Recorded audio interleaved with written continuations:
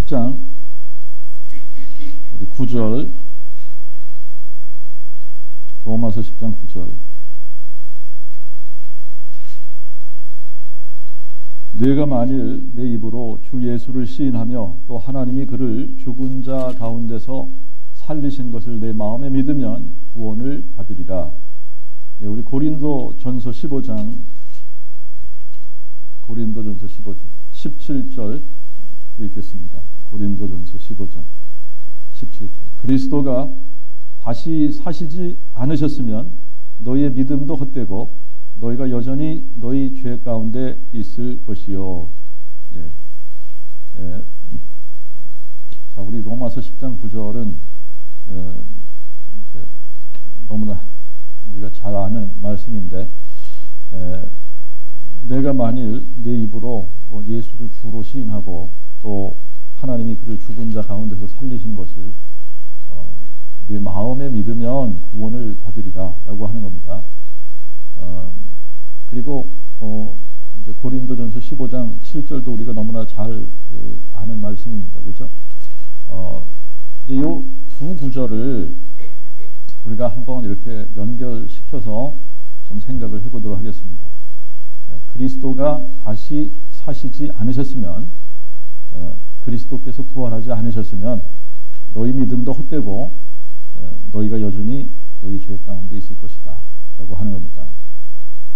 자, 이제 오늘은 뭐 이렇게 이 전 세계 교회들이 이제 이 미국의 영향을 받은 거죠. 미국의 영향을 받아서 오늘을 이제 그 감사주일로 지키는 겁니다. 추수감사절로 지키는데, 원래 우리 성경적으로 추수감사절을 지킨다 그러면 우리가 추석 때 추수감사절을 지켜야 되는 겁니다.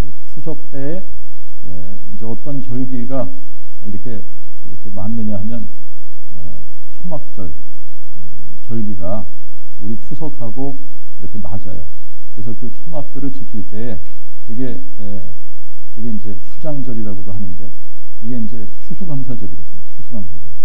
그래서 그때 사실은 맞춰서 추수감사절을 드리는 것이 이제 성경적인데, 이렇게 11월 넷째 주 이렇게 주일에 맞춰서 이 추수감사절을 지킵니다. 근데 이제 이 감사절 그러면 이제 또 감사에 대한 이런 또 이제 설교를 한단 말입니다. 오늘 이런 생각을 여러분들 한번 해보십시오. 인류 역사상 가장 큰 사건을 하나 뽑으라고 하면 여러분들 어떤 사건을 인류 역사상 가장 큰 사건으로 뽑을 거냐라고 하는 겁니다. 인류 역사상 가장 큰 사건은 사실 부활 사건이 가장 큰 사건이겠죠, 그죠? 이 부활 사건이 인류 역사상 가장 큰 사건이다. 그러면 이제 이게 질문입니다. 이제 이 질문이 굉장히 중요한 질문입니다. 그러면 우리가 예수 믿는다고 하고 뭐 이렇게 신앙생활 한다고 하면서 감사의 조건을 내세우는데, 감사, 정말 감사합니다. 내가 정말 하나님께 감사하다.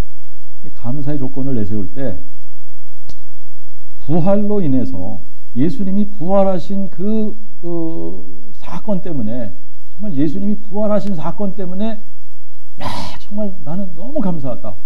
그러면서 이 감사의 조건을, 예수님이 부활하신 것을 감사의 조건으로 여러분들이 한번 내세운 적이 있느냐? 이게 제가 정말 감사하는 조건입니다. 예수님이 부활하셨잖아요. 정말 이것 때문에 저는 너무나 감사합니다. 이런 사람들이 있느냐라고 하는 겁니다. 여러분, 사람들에게 감사의 조건, 이제 감사의 조건을 얘기를 해보라 그러면 거의 대부분의 사람들이 나에게 어떤 좋은 일이 생긴 거를 감사의 조건으로 얘기를 합니다. 예를 들면 뭐 시험을 잘 봤다, 파이널 이거 이제 다가오고 있는데 파이널 시험 잘 봤다, 성적이 잘 나왔다, 좋은 학교에 자기가 원하는 학교에 진학을 하게 됐다, 뭐 또 졸업하고 나서 자기가 원하는 직장이 됐다, 아니면 또 또 사업을 하는 사람들은 사업이 잘 돼서 돈을 많이 벌었다, 이런 자기에게 어떤 일어난 일들 중에 뭐 이렇게 좋은 일들이 일어나면 그것을 감사의 조건으로 내세우는 겁니다. 그런데 여러분 보세요. 다른 사람들이 어떤 그 다른 사람들의 삶 가운데서 뭐 좋은 일이 일어났다. 그거 가지고 나 그것 때문에 너무 감사해. 이러는 사람은 별로 없습니다. 근데 만약에 그 사건이 나에게 직접적인 영향이 있다. 마치 그 사람의 이게 일어난 그 일이 이게 나에게 전적으로 영향을 미치는 거예요.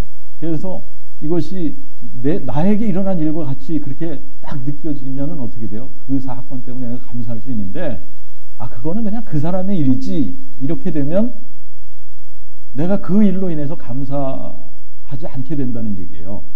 이게 본능적인 거 아닙니까? 그죠? 나에게 어떤 좋은 일이 일어났다 그러면 내가 이게 정말 감사할 조건이다 라고 얘기를 하지만, 이게 딴 사람에게 일어난 거야. 나하고는 상관이 없는 거야. 그러면 그 좋은 일이네? 라고 얘기는 하지만 그것 때문에 내가 나 그 일로 인해서 너무 감사해. 이렇게 안 된다는 얘기입니다. 여러분, 이 부활 사건이 그런 거예요. 예수님이 죽은 자 가운데서 부활하셨다. 이게 마음에 딱 믿어지면 나 이것 때문에 너무 감사해. 이렇게 되는 거예요. 이게 너무나 감사할 조건이 되는 겁니다. 예수님이 죽은 자 가운데서 부활하셨다. 이것 때문에 막 감사가 이게 밀려오는 거예요. 감격이 되는 겁니다. 그런데 그냥 머리로 할 때는 어떻게 돼요? 이건 그냥 남의 일처럼 느껴지는 거예요. 남의 일처럼 느껴지니까 어떻게 해? 그냥 예수님이 죽은 자 가운데서 부활하셨지. 그래, 부활하셨지. 그런데 그것 때문에 감동도 없고 감격도 없고 감사도 없는 거예요. 근데 이게 참 신기하지 않습니까? 예수님이 부활하셨다라고 하는 데는 감동도 없고 감격도 없어. 왜 그러냐면 그게 나하고 동떨어진 일이거든. 나를 위해서 예수님이 부활하셨다는 생각이 안 드는 겁니다. 그런데 여러분, 사람들이 뭐 때문에 감격하고 막 울고 감동하고 그러는지 아십니까? 예수님이 나를 위해서 십자가에 죽으셨대. 그러면 그것 때문에 감격하고 감동하는 거예요. 왜? 나를 위해서 죽으셨대. 나를 위해서. 여보, 나를 위해서 죽었다니까? 그분이 나를 위해서 죽으셨다니까? 여러분 한번 잘 생각해 보세요. 왜 사람들이 감격하고 감동합니까? 누구를 위해서 죽으셨다고? 나를 위해서. 그러니까 나를 위해서 죽으셨대. 나를 위해서 죽으셨잖아. 감격을 하는데, 예수님이 부활하셨대는 딴 사람 일이야. 예수님 일이지 나의 일이 아니거든. 나를 위해서 부활하셨대가 안 되는 겁니다. 그러니까 부활 사건이 나하고 직접적인 관계가 없는 거예요. 이거는. 그러니까 이 예수님이 죽은 자 가운데서 부활하셨다. 이거 가지고 내가 감격하고 감사하는 이런 게 없는 거예요.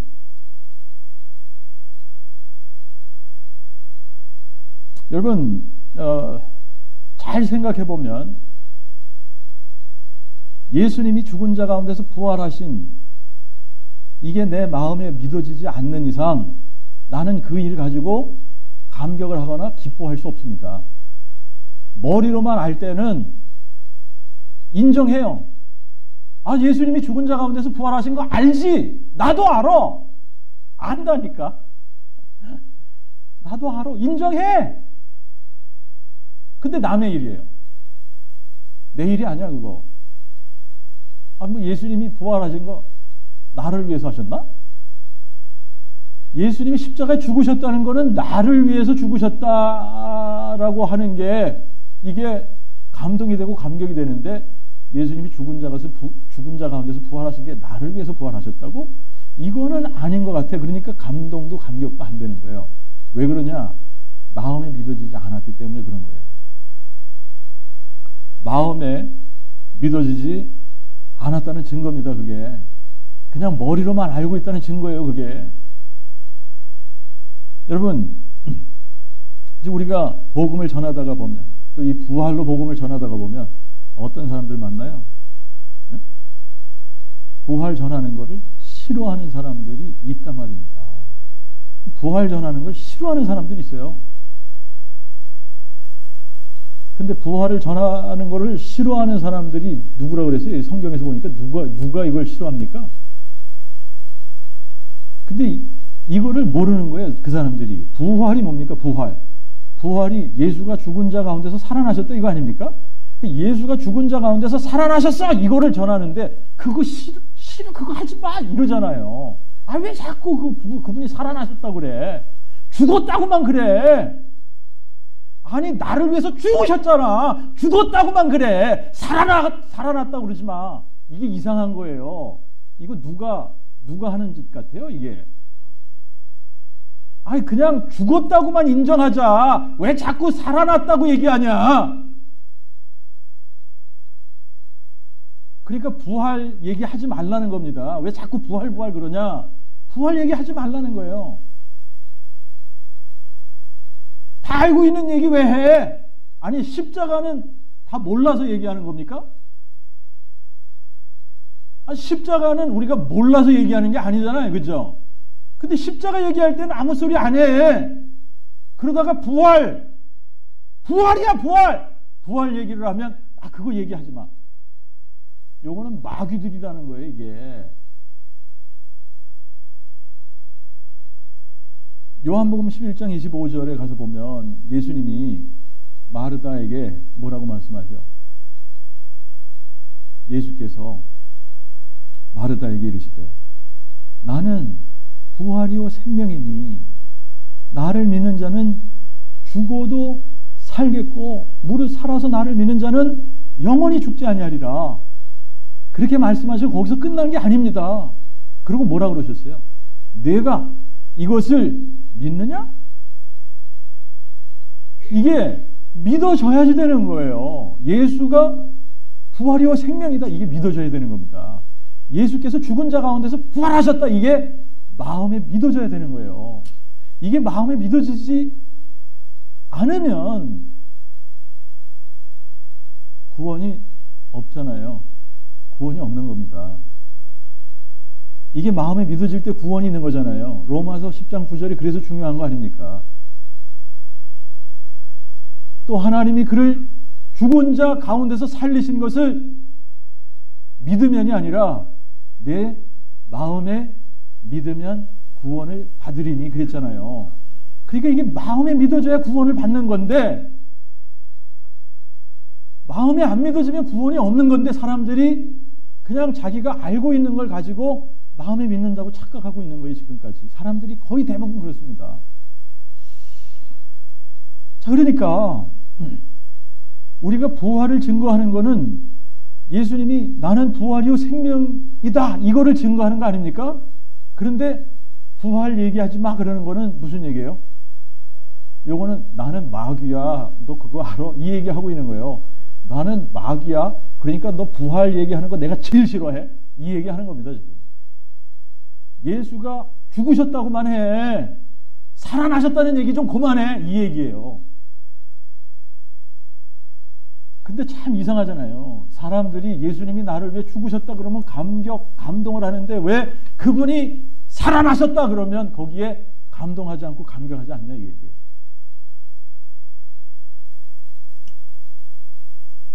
자, 여러분들이 이 로마서 10장 9절 말씀을 고린도전서 15장 7절하고 연결을 시키십시오.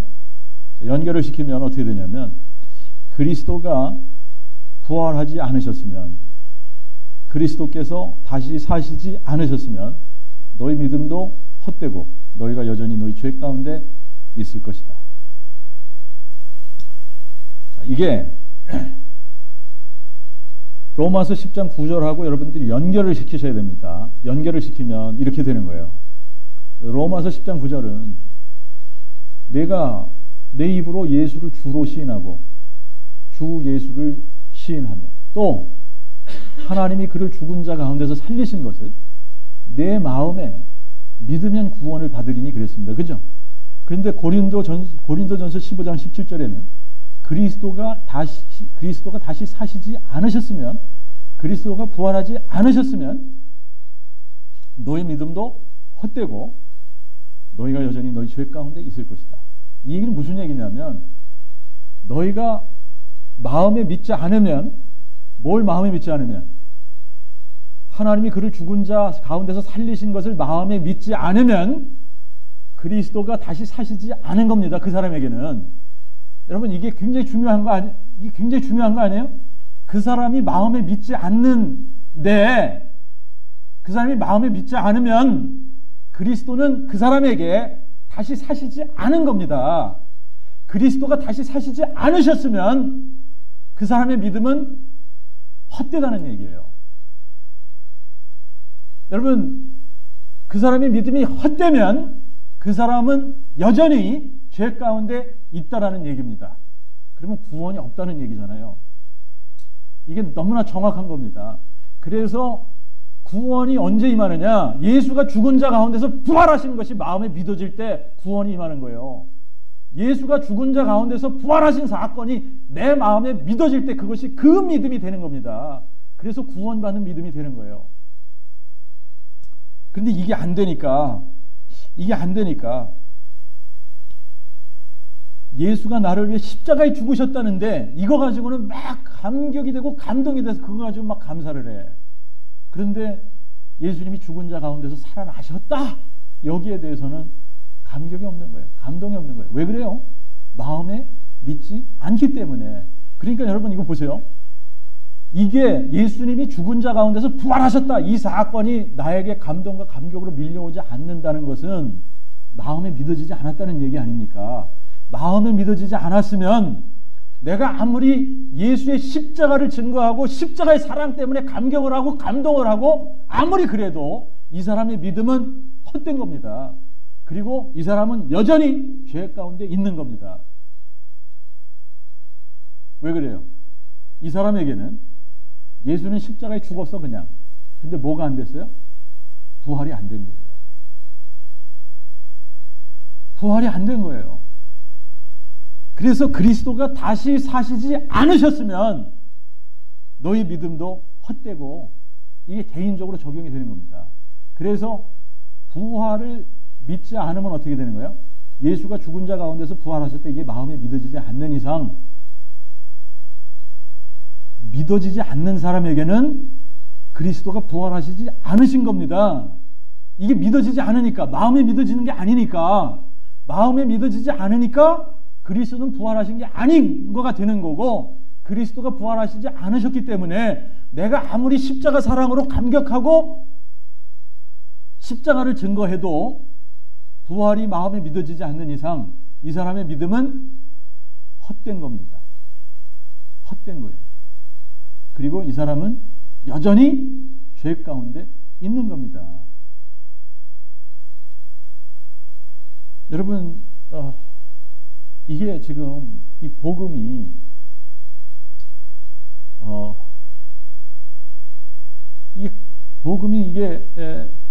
이 복음의 핵심이 지금 어떻게 됐다는 거예요? 이 수세기 후에 초대교회에서는 이 부활로 감격하고 예수님의 모일 때마다 예수님의 부활을 셀러브레이트하고 그들이 떡을 뗄 때, 성찬식을 할 때 이 부활 때문에 감격하면서 성찬을 하고 이랬는데, 수세기가 흘러가면서 여러분 어떻게 됐다고요?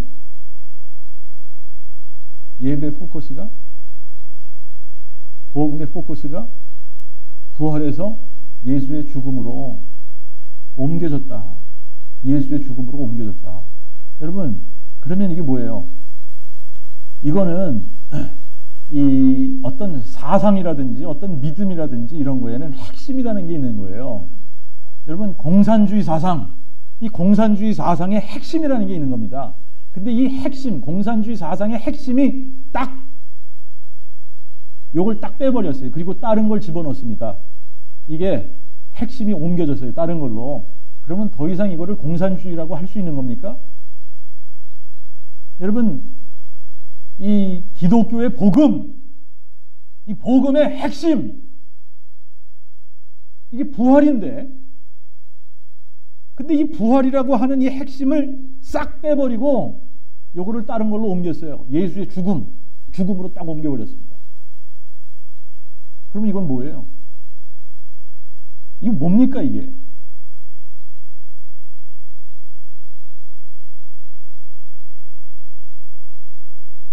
자, 이제 십자가의 사랑, 이게 중요하지 않다고 얘기하는 게 아닙니다. 그런데 이 십자가를 가지고는 예수가 전능자 하나님인데 사람 되신 분이라는 것을 증명이 안 된다 그랬잖아요. 이 증명이 안 되는 거. 그래서 복음이 안 된다 그랬잖아요. 그죠? 예수가 사람인데, 우리하고 똑같은 사람인데, 그 사람을 어떻게 전능자 하나님이라고 우리가 인정하고 믿을 거냐? 증거가 있어야지 되는데, 그 증거는 부활 밖에는 없다는 거 아닙니까? 부활 밖에는. 그러니까 이 부활이라는 증거를 가지고 믿으라고 하나님께서 우리에게 말씀하시는데, 사람들이 어떻게 하는 거예요? 아이, 그거 필요 없다니까? 아이, 우리는 부활 이것까지 안 가도 돼. 나는 십자가 이거 가지고 증거가 돼. 이 십자가 사랑으로 나는 만족해. 근데 이게 뭐가 잘못된 거예요? 하나님은 그거 가지고 만족하지 말라는 거예요. 뭘 붙들라는 겁니까? 부활을 붙들라는, 부활 사건을 붙들고 믿으라는 거예요. 이 부활 사건만이 가장 객관적이고 확실한 증거이기 때문에. 그런데 이 증거를 쥐어주면서 이 증거를 가지고 믿어 이러는데도 사람들은 어떻게 고집을 부립니까? 이게 내가 복음이라는 거예요. 내가 복음. 내가 원하는 대로 믿는 거 아닙니까? 하나님은 이걸 가지고 믿어 그러는데, 아, 필요 없습니다. 저는 이거 가지고 믿을래요. 이게 내가 복음인 거예요. 십자가 이거면 다 되는 겁니다. 그런데 그게 다 되는 게 아니거든요. 뭐라 그래요? 그리스도가 다시 사시지 않으셨으면, 그 얘기는 내가 마음에 믿지 않으면 그리스도는 나에게는 다시 사신 것이 아닙니다. 그러면 어떻게 되는 거예요? 너희 믿음이 헛되다. 뭐 믿음이 헛된 거예요. 헛된 믿음을 가지고 어떻게 구원을 받습니까? 그러니까 너희가 여전히 너희 죄 가운데 있을 것이고 그렇게 되는 겁니다.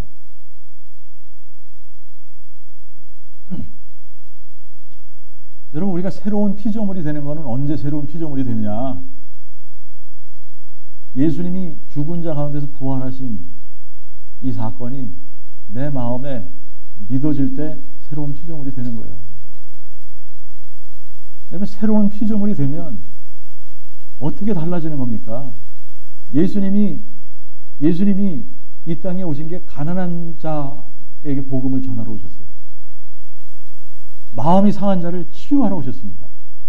그러니까 마음이 상한 심령이 한순간에 이게 치유가 되는 거예요. 이게 치유가 한순간에 치유가 되는 거예요. 근데 십자가 붙들고 있으면 이게 치유가 안 되는 거예요. 치유가 되는 것 같은데 안 돼.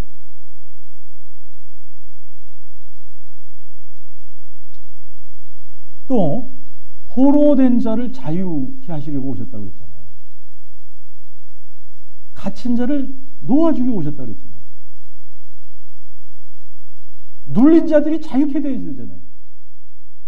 근데 나 예수 믿어.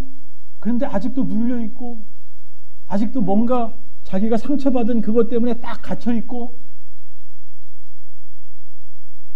아직도 포로되어 있고, 아직도 자유하지 못하고,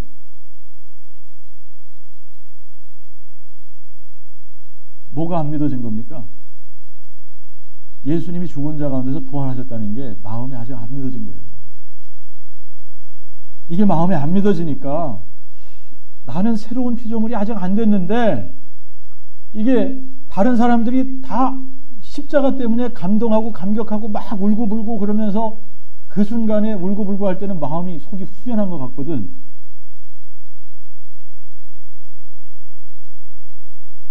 근데 또 집에 돌아가 보면은 안 그렇잖아요. 그죠? 새 사람이 안 된 거예요, 아직. 그런데 다른 사람하고 비슷해. 부활이 실제가 된 사람을 아직 만나지 못한 거야. 다 그냥 나나 저 사람들 다 비슷한 것 같고, 저 사람들도 믿는다고 그러고 똑같고, 나도 믿는다고 착각하고 똑같고, 그러니까 믿는 게 다 이런 거라고 생각을 하는 겁니다. 근데 그렇지 않은 거예요.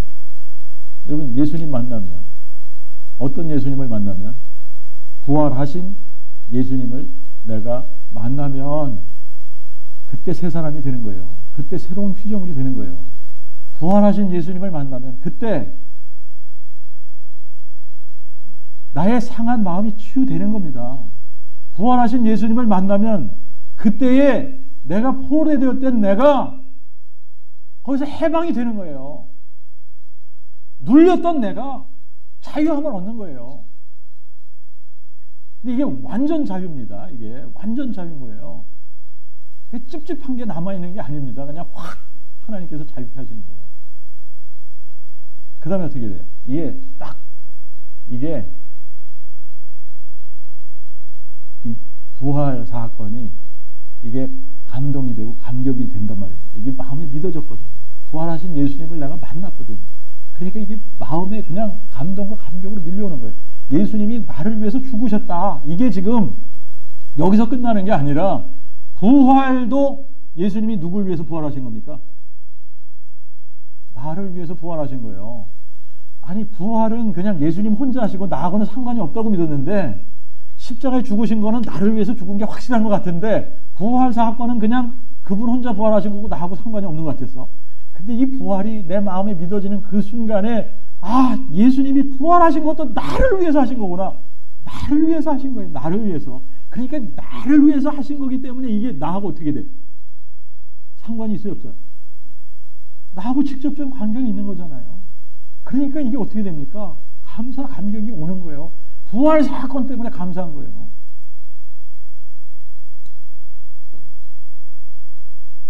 자, 이 부활, 이게 감격이 되니까 어떻게 돼요?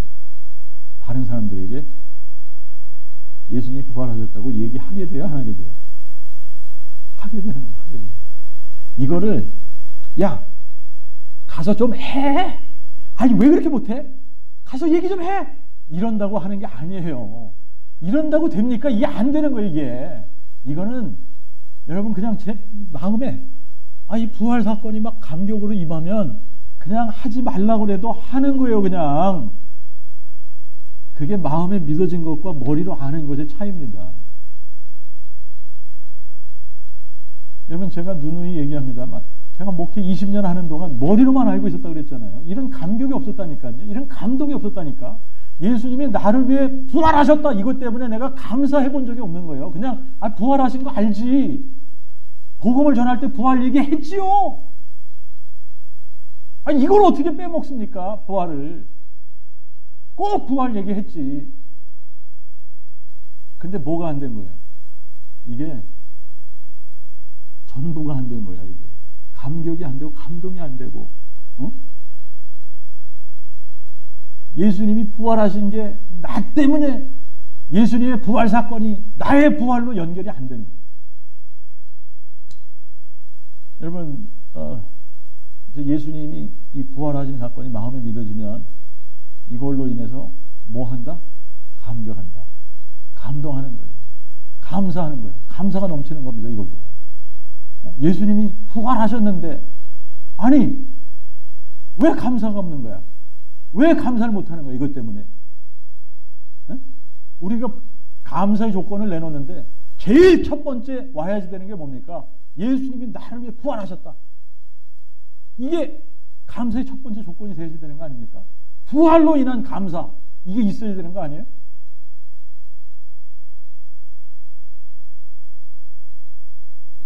예수가 죽은 자 가운데서 부활하셨다.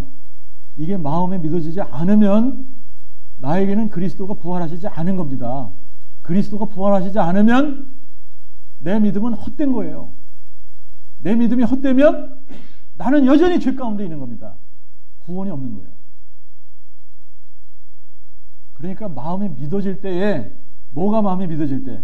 예수께서 죽은 자 가운데서 부활하셨다. 이게 마음에 믿어질 때에 우리의 믿음이 헛된 믿음이 안 되고 진짜 믿음이 되는 겁니다. 이게 진짜 믿음이 되는 거고 이 진짜 믿음, 그 믿음이 우리를 구원하는 거예요. 죄에서 우리가 자유케 되는 겁니다. 죄의 모든 문제가, 죄의 모든 결박이 풀리는 거예요. 언제? 예수 그리스도의 부활이 내 마음에 믿어질 때.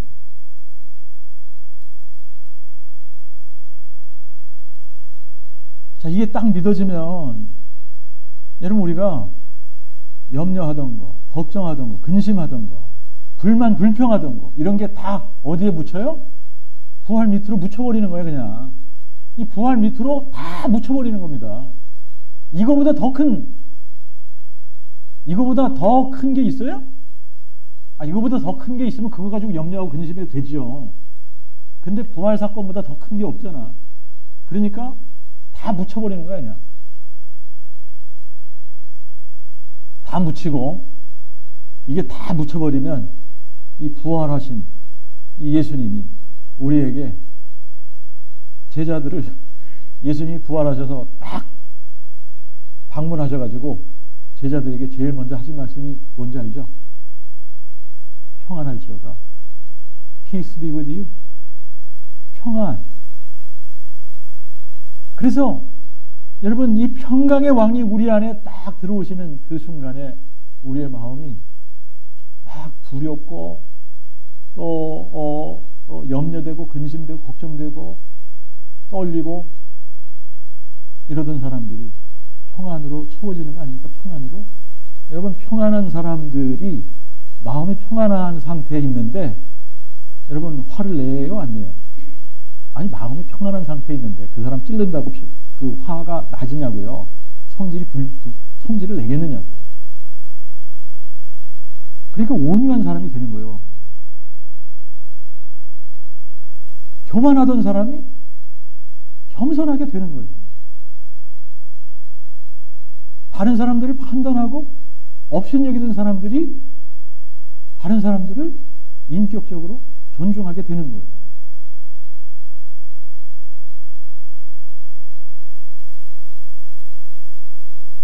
뭘로 이렇게 된다고요?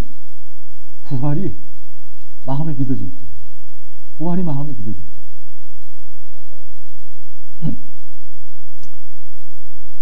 요즘 이 시대를 이렇게 우리가 보니까 요즘 시대가 어떠냐면 시대가 얼마나 편해지는지 몰라요. 그냥 너무너무 편해지는 거야. 그잖아요? 셀폰 하나 가지고 뭐 사진도 찍지요. 이걸로 뭐 메시지도 보내지요.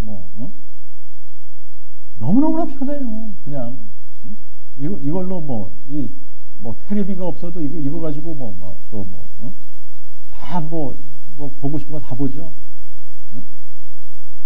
세상이 편하게 됐습니다. 편하게. 근데 이렇게 편하게, 세상은 편하게 되어졌는데 사람들의 마음속에 뭐가 없냐? 평안이 없어요. 편한 세상은 됐는데 평안함이 없는 거예요. 사람들의 마음속에 평안함이 없는 거예요. 그 얘기는 무슨 얘기입니까? 그리스도의 평안이 없는 거잖아요. 복음이 믿어지지 않아서 그런 거예요. 그 다음에 여러분, 교회 건물은 왜 이렇게 많습니까? 교회 건물은 굉장히 많아. 그런데 진짜 교회는 별로 없는 거예요. 진짜 교회는.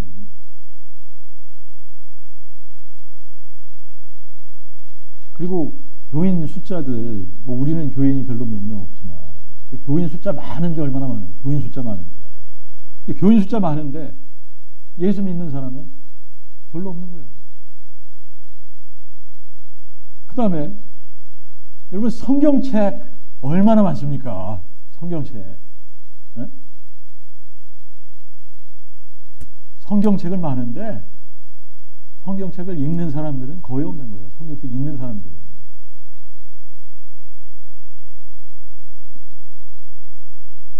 복음을 안다고 하는 사람들은 많은데 복음을 전하는 사람들은 거의 없잖아요. 왜 그래요, 이게? 복음을 안다고 하는 사람들은 많아. 근데 복음을 전하는 사람들은 별로 없는 거예요. 부활을 믿는다고 하는 사람들은 많아. 그런데 부활의 증인들은 별로 없는 거예요. 뭐가 구분이 안 돼서 그렇습니까? 내가 머리로 인정하는 거를 내가 마음으로 믿는다고 다 착각들을 하고 있는 거예요.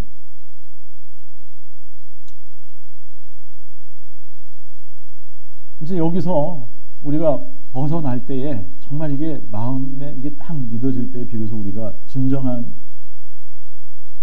이 구원이 임하는 거고, 진정한 구원이 임할 때 이게 이제 진짜 믿는 겁니다. 이게 진짜 믿음이 우리에게 생겨질 때 구원도 임하는 거고, 구원 임할 때 비로소 우리가 정말 그리스도의 제자로 세상에서 사는 거고, 이 제자들은 또 나가서 제자를 만드는 사람이 되는 거고, 이렇게 되는 겁니다. 이게 어디서부터 시작하는 겁니까? 복음으로 시작해요. 복음. 하나님이 이 복음을 너무 쉽게 만들어 놓으신 거예요. 어려운 일은 그분이 다 하시고 그냥 우리에게는 이거를 그냥 마음에 믿기만 하라는 겁니다. 마음에 믿기만 하면 돼요. 그리고 이게 마음에 믿는 것도 너무나 쉽게 하셨어요. 너무나 확실한 증거를 우리에게 딱 쥐어주셨지 않습니까? 이 증거를 가지고 믿으면 돼. 복음이 뭡니까? 복음은 하나님이 그의 선지자들을 통하여 성경에 미리 약속한 그의 아들에 관한 것이다. 근데 뭘 약속했다? 두 가지 약속했다. 그분이 육신으로 오실 때, 육체가 돼서 이 땅에 오실 때 다윗의 혈통으로 오시겠다는 약속이다. 다윗의 자손으로 오신다는 약속이다. 그 다음에 이 전능자 하나님이 다윗의 혈통을 따라 다윗의 자손으로 오신 분인지 아닌지를 확실하게 알 수 있도록 하시기 위해서 이분이 죽은 자 가운데서 뭐 하시겠다고 약속했다고요? 부활하시겠다고 약속한 거예요. 죽은 자 가운데서 부활하시겠다고. 그래서 이 부활이 돼야 하나님의 아들로 인정이 되는 겁니다. 부활이 안 되면 하나님의 아들로 인정이 안 되는 거예요. 근데 사람들은 자꾸 십자가에서 끝내려고 그래. 아니 십자가 사랑이면 다 되는 거지 왜 자꾸 부활 그러냐. 근데 이 십자가의 사랑, 이거는 온전한 믿음이 될 수 없다고 성경은 얘기하고 있는 겁니다. 근데 사람들이 성경도 안 읽고 우겨대는 거예요. 성경도 안 읽고 우겨대는 거예요.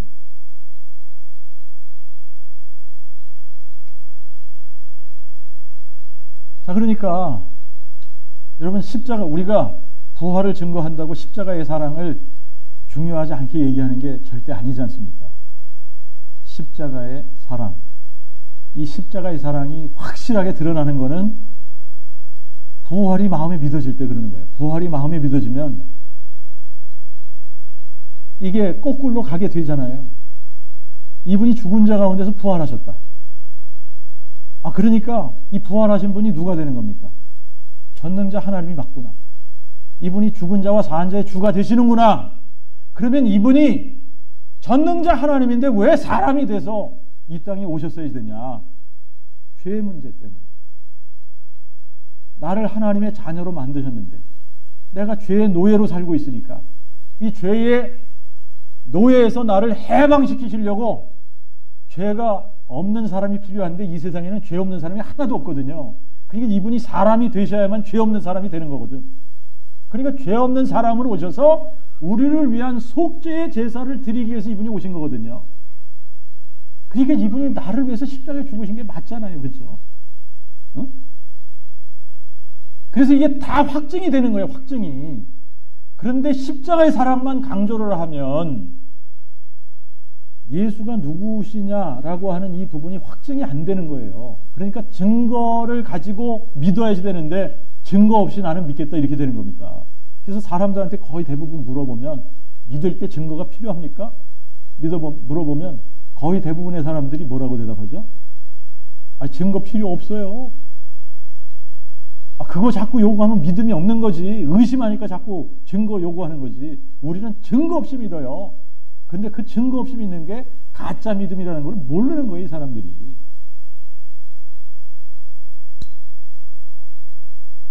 자, 그러니까 어떤 착각을 자꾸 일으킵니까? 머리로 인정하는 거를 마음으로 믿는다고 자꾸 착각하는 거예요. 나는 머리로 인정하는데, 난 인정하는데, 난 믿는 것 같은데, 난 믿는다고. 그런데 믿는 게 아니라 머리로 인정만 하는 거예요, 인정만. 머리로 인정한다고 해서 믿는 게 아니거든요. 그러니까 로마서 10장 9절에 너무 구체적으로 어떻게 한 거죠? 하나님이 그를 죽은 자 가운데서 살리신 것을 그냥 믿으면이 아니잖아요. 내 마음에 믿으면 구원을 받으리라. 마음에 믿으면. 근데 마음에 믿는 것과 내가 머리로 그냥 인정하는 것의 차이를 모르면 마음에 믿지 않는 거예요. 믿어지는 순간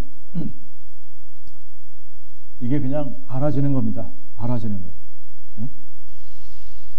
머리로만 인정하고 머리로만 할 때는 부활이 전도가 안 돼요. 부활이 전도가 될 수 없어요. 또 부활이 전도가 안 되니까 부활은 그냥 예수님에게만 일어난 사건, 나하고는 상관이 별로 없는 거예요. 그러니까 나에게 뭐가 안 돼요? 감격이 안 돼요. 감사가 없는 거예요. 부활로 인한 감사가 없는 거예요.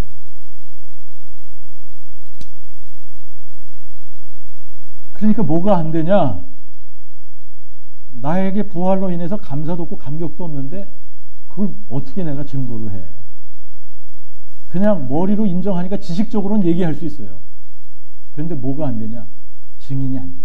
증인이 안 돼요.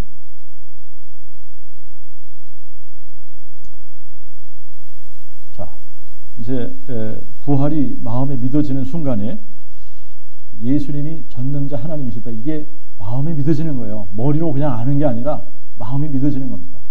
이게 딱 마음에 믿어지는 순간 나는 예수의 이름 앞에 내 무릎을 꿇을 수밖에 없게 돼요. 이게 마음에 안 믿어지면 예수의 이름 앞에 무릎이 안 꿇어지는 거예요. 그냥 인정해. 그러면서 어떻게 해? 무릎은 안 꿇어. 근데 이게 마음에 믿어질 때 예수 이름 앞에 무릎이 꿇어지는 거예요. 굴복이 되는 거예요. 그분에게 주권이 드려지는 거예요.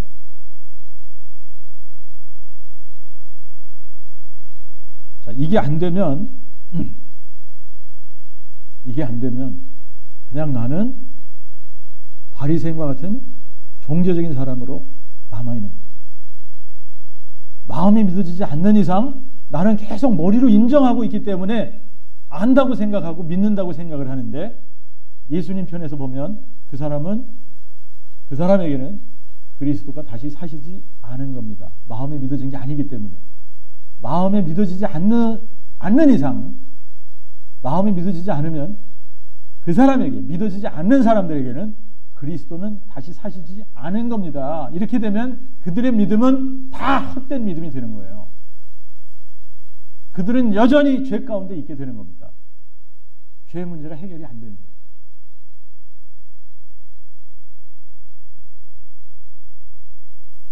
자, 그런데 이게 마음에 믿어질 때,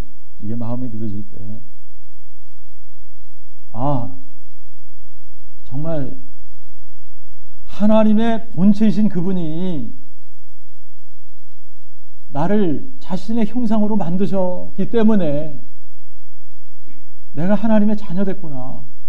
나를 하나님의 자녀로 만드신 거구나. 그런데 내가 하나님을 거부하고 마귀의 종이 돼서 살으니까 나를 이 죄의 굴레에서 해방시키시려고 이분이 사람이 돼서 이 땅에 오신 거구나. 이것 때문에 감격이 되는 거예요. 감동이 되는 거예요, 이게. 그리고 나를 위해 십자가에 죽으시고 나를 위해 부활하셨구나. 이게 되는 겁니다. 나를.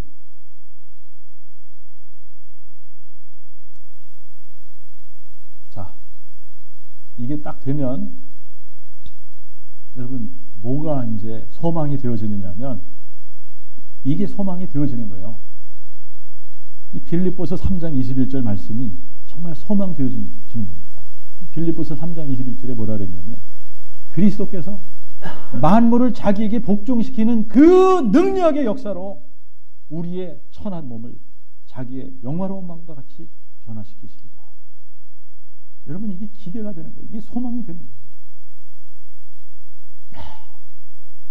이제 예수님이 곧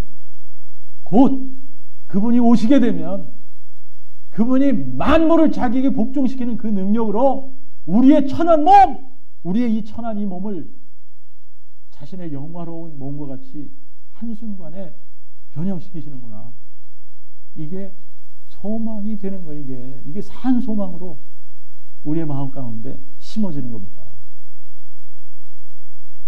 여러분, 이게 소망이 되어지면 감격이 돼요, 안 돼요? 감격이 되는 거예요. 감격이 돼. 감격이 되면 감사가 되는 거예요. 감사가 되면 어떻게 돼요? 하지 말라 그래도 우리는 그분이 나를 위해서 죽고 부활하셨어, 이거를 얘기할 수밖에 없는 사람이 되는 거예요. 저절로 증인이 되는 겁니다. 저절로. 여러분, 부활이 마음에 믿어질 때 우리의 믿음이 진짜 믿음이 되는 거고, 우리가 정말 이게 진짜 믿음이 될 때 우리의 죄의 문제도 다 해결이 되는 거고, 이 죄의 문제가 다 해결이 될 때 우리는 완전히 자유한 자가 되는 줄로 믿습니다. 기도하겠습니다.